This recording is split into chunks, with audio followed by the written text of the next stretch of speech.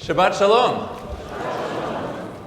Of all of the responses to my congregational letter in reaction to the President's executive order on immigration, there is one that I have yet to hear. Not in the dozens of emails I received, not in the phone calls,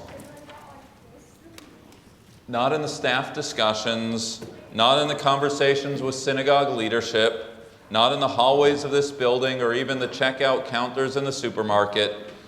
There's one response that I expected that is yet to be spoken, at least to me. For those of you not on our congregational mailing list, this past week, I, along with my colleagues, sent the community a strongly worded letter joining the arms of the conservative movement in condemning President Trump's executive order banning immigration from 7 countries, suspending refugee admissions from all countries, and dramatically reducing the number of refugees the states will ultimately accept. I began the letter as follows. To be an American Jew is to stand heir to the 2 greatest immigrant traditions on record. From our ancient migrations to the pogrom-induced tenements of the Lower East Side, from the exodus of Soviet Jewry to the rescue of Ethiopian Jewry, we know ourselves to be a people of displaced immigrants. Our self-awareness serves not merely for the purpose of self-knowledge, but is meant to be leveraged towards an impact beyond the boundaries of our people. To be a Jew is to have a reflexive empathy, so that no matter what our own comfort level may be, when we see another in the displaced condition that was once ours, muscle memory kicks in, we identify with that other, we are prompted to compassion, and most importantly, we are impelled towards acts of welcoming and hospitality. And it is because, I went on to explain, that these values lie at the very foundation of our self-understanding, this executive order stands in conflict with our value system as both Americans and as Jews. The fact that so many responded so warmly to the letter, expressing pride in the synagogue and a readiness to act, I must admit, while not a surprise, was altogether heartening. The fact that more than a few responded with thoughtful, but thankfully never ad hominem criticism, was also to be expected. Some objections were on matters of substance. Rabbi, in this day and age, knowing what is going on in Europe and even here in the States, what about the security risks? What about ISIS? What about the terrorists? Is not there a moral imperative to keep our country safe? Other objections were on matters of style. Rabbi, the synagogue is no place to get political. To call on congregants to speak out, advocate, commit their resources towards political causes is beyond the purview of your pulpit.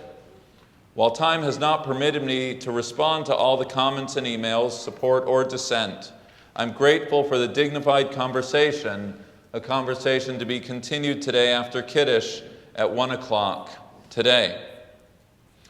But what nobody picked up, not even my wife, was a simple observation that the argument I made, the words that I used, I wrote long before this week's letter.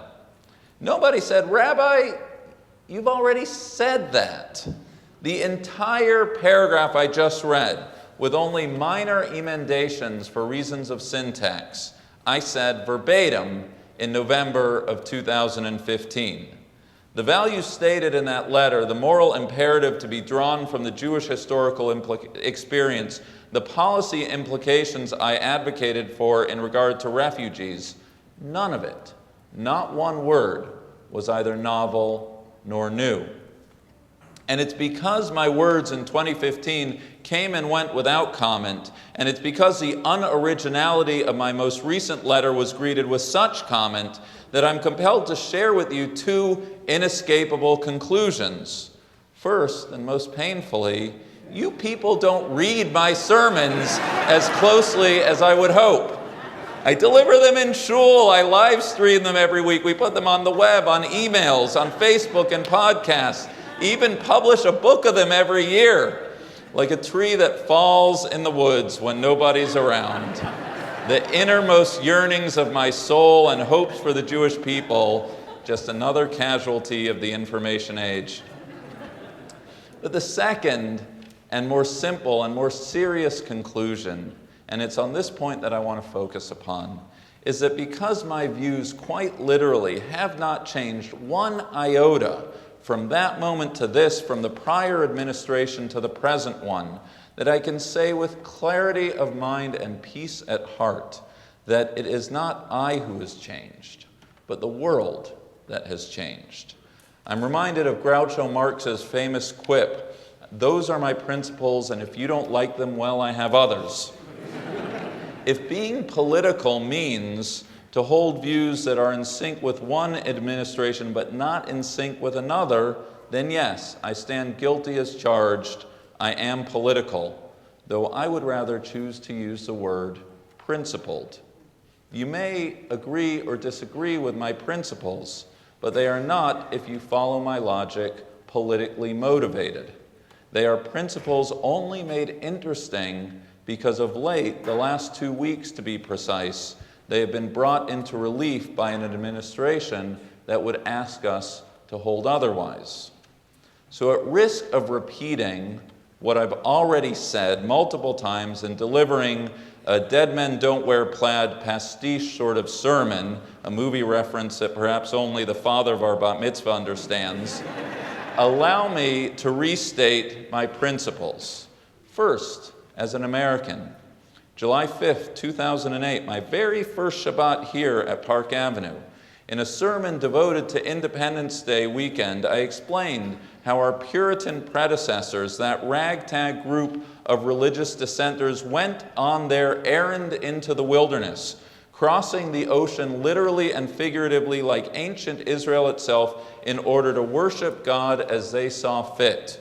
From John Winthrop's stated hope on the Arbella to establish a city on the hill, to the second paragraph of the Declaration affirming all men to be created equal, from Emma Lazarus's words of welcome inscribed on the pedestal of the Statue of Liberty, to the letters etched on every penny, e pluribus unum, out of many one, from Horace Callan's symphonic vision of American pluralism to Oscar Handlin's characterization of American history to be a history of immigrants, our national identity, our collective imagination, the premise and promise of America is to be a haven for those seeking refuge and the unalienable right to life, liberty, and pursuit of happiness.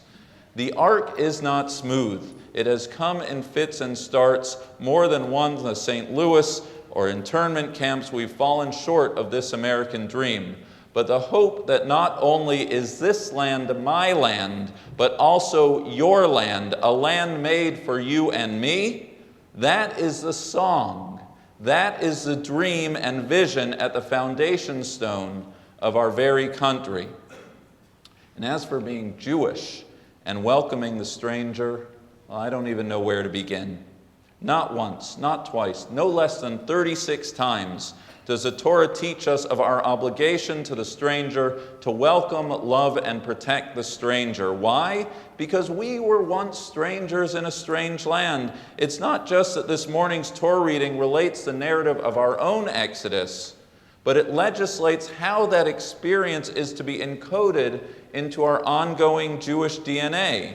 The hurried manner, staff in hand, in which the paschal sacrifice must be eaten, the matzah that didn't have time to rise, to remember that you left Egypt with little more than the clothes on your back. We were the first refugees, an institution for all time passed down from generation to generation, that no matter a Jew's present station in life, one never forgets, all the more so given the last 2,000 years of Jewish history, to act with empathy and compassion for those similarly seeking refuge.